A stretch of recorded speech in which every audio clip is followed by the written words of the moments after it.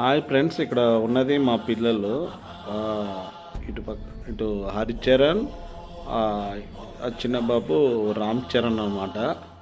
ఇలా ఇంట్రెస్ట్ ఏంటంటే వినాయకుడిని వాళ్ళే తయారు చేసుకోవాలి, బయట కలర్స్తో అమ్మే వినాయకుడు వద్దు, వాటర్ పొల్యూషన్ అయ్యిద్ది అని ఆలోచించి వాళ్ళే నిర్ణయం తీసుకున్నారన్నమాట. ఇంకో కష్టపడి మట్టి తీసుకొని వచ్చారు ఇప్పుడు వినాయకుడిని తయారు చేయడానికి. పిల్లలు అయితే చెప్పారు, మేము తయారు చేస్తాము మీకెందుకు అని నాతో అన్నారు. సరే, వీళ్ళు ఎలా తయారు చేస్తారు, అసలు వస్తుందా రాదా, వినాయకుడు కరెక్ట్ చేస్తారా చేయరా అనేది నేను వీడియో తీస్తున్నా. మీరు కూడా చూడండి అసలు వీళ్ళు ఎలా తయారు చేస్తారో వినాయకుడిని మట్టితోటి ఇంట్లోనే. అసలు ఆ వినాయకుడు ఎలా వస్తుంది అనేది చూద్దాం. వీళ్ళు ఎంత పర్ఫెక్ట్గా వినాయకుడిని తయారు చేస్తారో చివరిగా చూద్దాం. ఆ మట్టి అయితే బాగానే తీసుకొచ్చారు. సో ఇంట్లో పూజకి కదా, చిన్న వినాయకుడికి సరిపడా మట్టి తీసుకొచ్చారు. దాన్ని ఒక ప్లేట్లో మట్టికి సరిపడా ఒక ప్లేట్ అయితే తీసుకున్నారు. అంతేకాదు వాటర్ కూడా తీసుకొని అందులో దానికి సరిపడా వాటర్ పోస్తున్నారు. చూద్దాం వాటర్ ఎంత పోస్తారు, అసలు ఎలా చేస్తారు అనేది. వాటర్ అయితే పర్వాలేదు, పర్ఫెక్ట్గానే పోసిర్రు. అంటే బాగానే అన్నో చూసి నేర్చుకున్నట్టు అనిపిస్తుంది, లేకుంటే వీళ్ళ టాలెంటో చూద్దాం. మట్టి అయితే బాగా కలిపారు.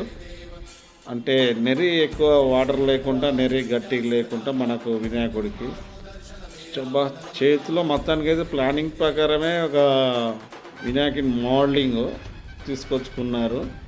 మరి అది ఎలా తెచ్చిర్రో, పిల్లలు ఏడగొనుకొచ్చుకురో కానీ చాలా చక్కగా ఉంది. ఇప్పుడు అంటే ఆ మోడలింగ్లో ఇప్పుడు మట్టి నింపుతారు అన్నది నేను అనుకుంటున్నా. మీరు కూడా చూడండి ఆ మోడలింగ్, వినాయక మోడలింగ్ అది. దాని ద్వారా ఇప్పుడు కరెక్ట్గా పిల్లలు అనేది సైజు సరిపడా అందులో మట్టి నింపుతారు. ఆ విధంగానైతే మీరు కూడా మీ పిల్లలు కానీ మీరు కానీ ఇలా చేయాలనుకుంటే చూడండి, పర్వాలేదు. కలర్ వినాయకులను వాడడం కన్నా ఇట్లా మట్టి వినాయకులను వాడటం చాలా మంచిది. పిల్లలైతే మా పిల్లలు చాలా చక్కగా మట్టి అయితే బాగా కలిపిరు, స్మూత్గా వినాయకుడి విగ్రహం వచ్చేలాగా అందులో నుంచి ఆ మోల్డింగ్లో పెడతారు. చూద్దాం. ఏమో అనుకున్నాం కానీ పిల్లలైతే చాలా చక్కగా అసలు విగ్రహం కొరకు చాలా కష్టపడుతున్నారండి. అంత ఓపికగా అంతసేపు కూర్చొని ఆ విధంగా విగ్రహానికి సరిపడా ఆ మట్టి వినాయకుడి కొరకు ఆ విధంగా కలపటము చాలా సంతోషంగా అనిపించింది.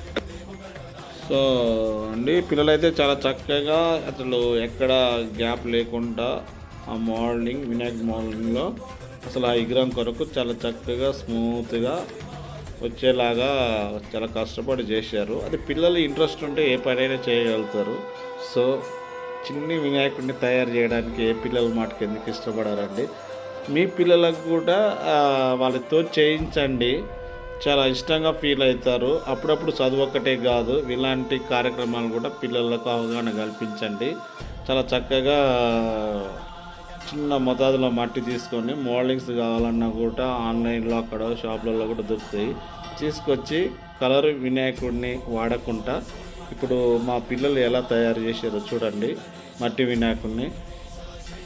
ఇక్కడ ఇంకో విషయం ఏంటంటే, ఇక్కడ మా పిల్లలు వాళ్ళ ఇంట్రెస్ట్ తోటి వాళ్ళు చేశారు. మనం తల్లిదండ్రులను కూడా ఆలోచించవలసి ఏంటంటే, కొంతమంది పిల్లలు బయటికి వెళ్ళినప్పుడు కలర్ఫుల్గా వినాయకుడి విగ్రహాలు కనపడుతుంది. సో వాళ్ళకి తెలియదు కలర్ఫుల్గా వాడకూడదని. మన తల్లిదండ్రులు మనమే నేర్పించాలి. సో ఇంకా అలాంటి వారు మీ పిల్లలు అలా చూపిస్తే ఇలా తయారు చేసుకోవడం బెటర్ అని చెప్పేసి వీడియోస్ చూపించండి. మీ పిల్లలు కూడా వాళ్ళు కూడా తయారు చేసుకోవాలన్న ఇంట్రెస్ట్ వారికి కూడా వస్తుంది. సో దానివల్ల ఏంటంటే పిల్లలకు అనేది ఇప్పటి నుంచే మనకు కలర్ విగ్రహాలు ఆడొద్దు, వాటర్ పొల్యూషన్ అయ్యిద్ది అనేది వాళ్ళకు కూడా అవగాహన ఉంటుంది. వాళ్ళకు కూడా ఒక స్పెషల్ టాలెంట్ వస్తుంది. మీ పిల్లలకు కూడా ఈ వీడియో చూపించి వారితో ఇది చేపిస్తే ఇంకా చాలా బాగుంటుంది.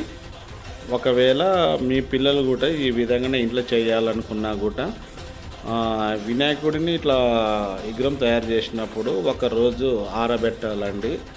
నార్మల్గా మనకి ఇంట్లో ఎండబెట్టినా పర్వాలేదు, ఎండకు ఎండబెట్టినా పర్వాలేదు.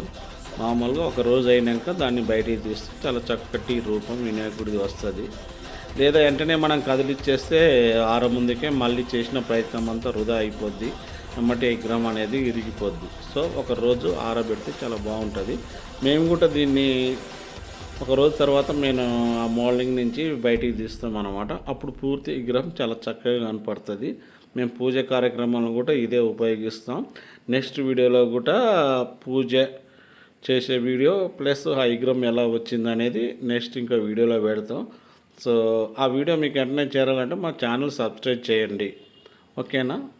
మేము ఇంత కష్టపడి వినాయకుడిని చేస్తున్నాం, దయచేసి ఒక లైక్ వేసుకోండి, ఓకేనా. వినాయకుడు భక్తులు ఎవరైనా ఉన్నా, వినాయకుడు అంటే ఇష్టమన్నా ఎవరైనా సరే మా ఛానల్ సబ్స్క్రైబ్ చేయండి. చూద్దాం. ఇంకోటి మనకు వినాయకుడు ఎంతమందికి ఇష్టమో జై గణేష్ అని చెప్పేసి కామెంట్లో టైప్ చేయండి. చూద్దాం మనకు ఎన్ని కామెంట్లు వస్తాయో, గణేష్ భక్తులు ఎంతమంది ఉన్నారు, ఓకేనా. నెక్స్ట్ వీడియోలో మళ్ళీ కలుస్తాం. Bye bye.